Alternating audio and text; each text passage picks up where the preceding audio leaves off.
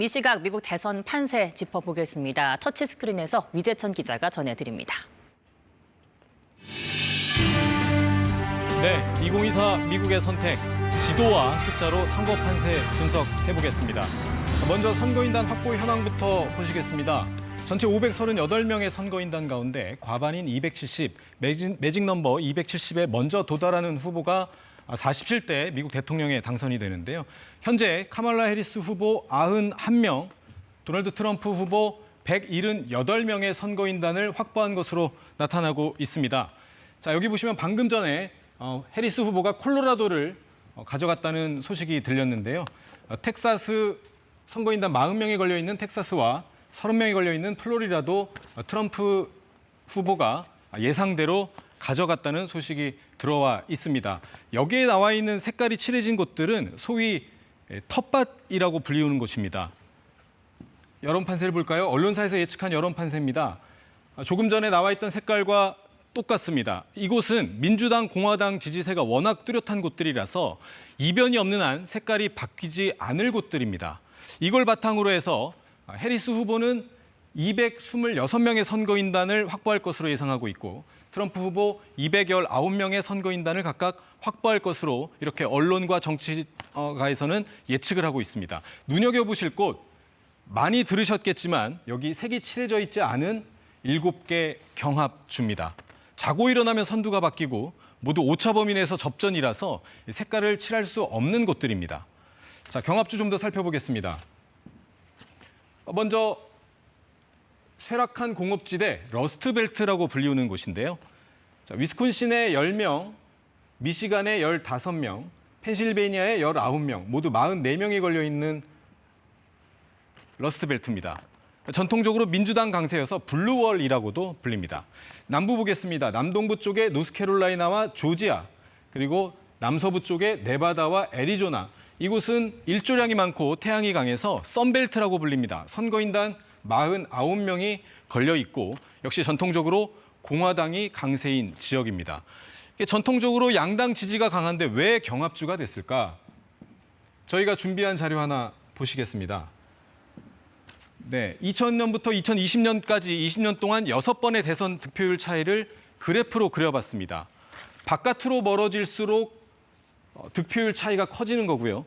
가운데로 모일수록 득표차가 적어지는 겁니다.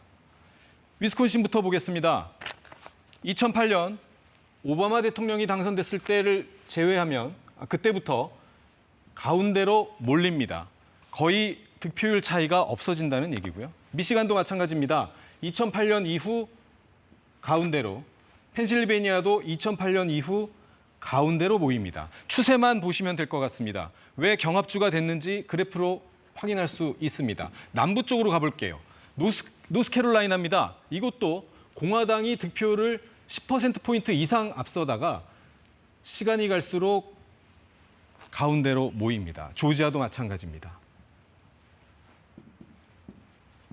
자, 네바다와 애리조나도 역시 같은 추세입니다. 이걸 보면 왜 이곳 7곳이 경합주로 최근에 분류됐는지 알 수 있습니다. 자, 그러니까 8년 전 대선 때부터 경합주가 어떻게 변했는지 한번 그것도 살펴보도록 하겠습니다. 보시는 것처럼 네바다를 제외한 6곳의 경합주를 트럼프 당시 후보가 모두 가져갔습니다. 특히 러스트벨트 3곳을 가져간 게 컸습니다. 2020년 보겠습니다. 이번엔 반대입니다. 당시 조 바이든 후보가 노스캐롤라이나를 제외한 나머지 6곳을 모두 가져갔고요.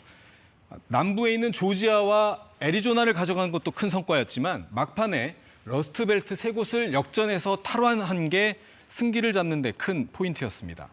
자, 이번에는 어떨까요? 해리스 후보 입장에서는 이 러스트벨트 3곳만 확보하면 대선이 끝납니다. 계산해 보겠습니다. 위스콘신 10명, 미시간 15명, 펜실베니아 19명인데 선거인단을 확보하면 44명입니다. 226명을 더하면 매직 넘버 270에 정확하게 도달합니다.